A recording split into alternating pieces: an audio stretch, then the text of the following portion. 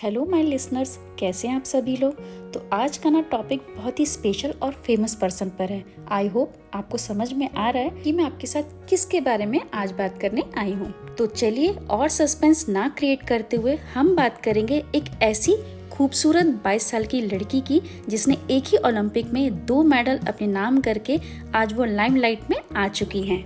Yes, तो आप सही समझे, आज मैं आपके साथ मनु भाकर की बायोग्राफी शेयर करने जा रही हूँ। तो चलिए स्टार्ट करते हैं।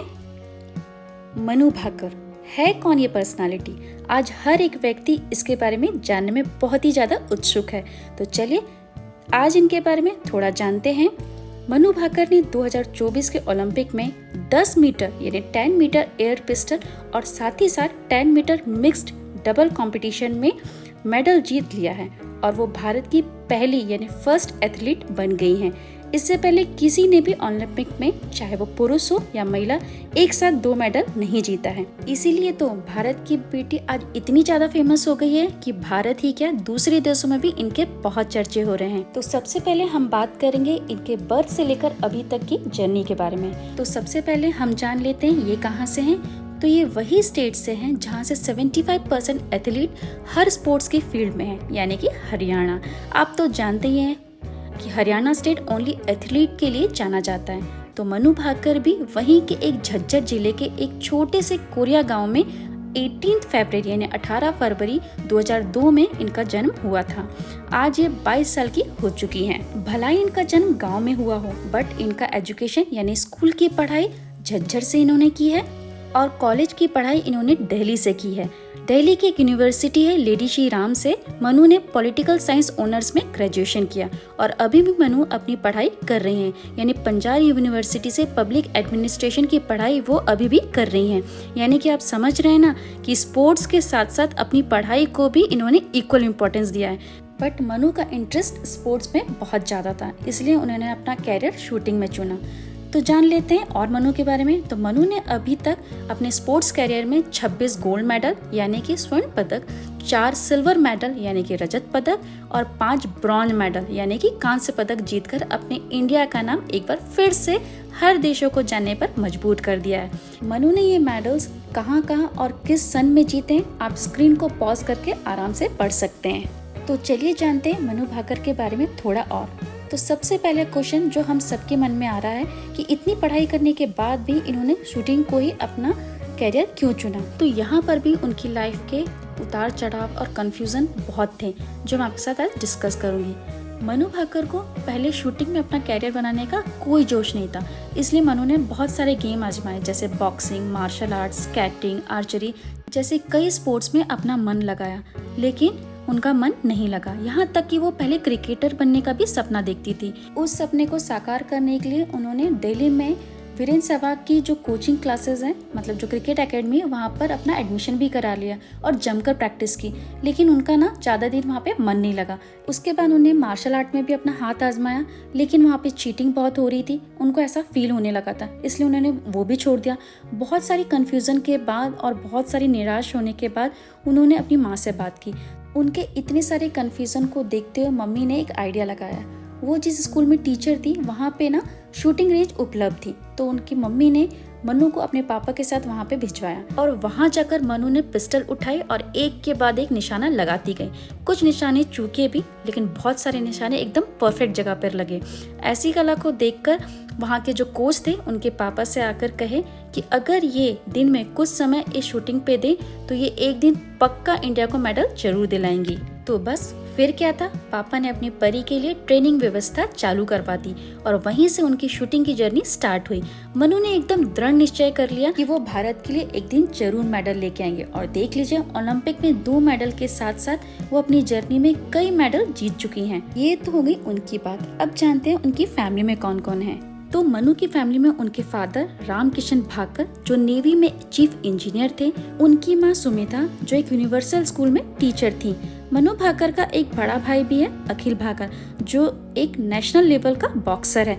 अखिल ने भी कई सारे मेडल जीते हुए हैं। इन शॉर्ट बोला जाए तो इनकी फैमिली के सारे मेंबर ही वेल एजुकेटेड हैं। इसलिए तो मनु ने भी अपने आप को अभी भी एजुकेशन से खुद को दूर नहीं किया है।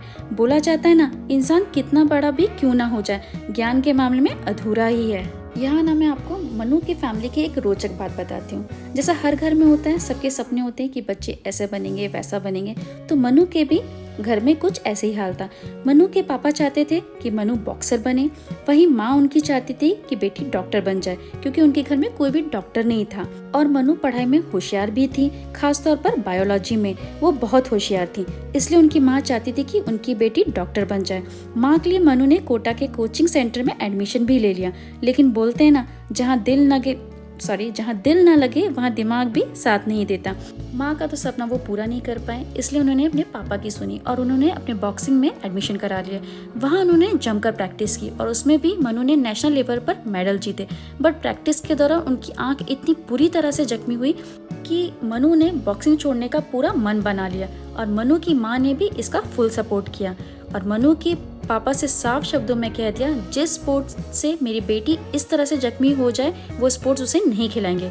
इसके बाद मनु ने मार्शल आर्ट, टेनिस, आर्चरी, इस सभी में अपना हाथ आजमाया, लेकिन उनका मन नहीं लगा। मुझे ऐसा लगता है कि कहीं ना कहीं उस कोच की बात कि वो शूटिंग में इंडिया के लिए जरूर मेडल दिला सकती है, वो घर कर गई थी।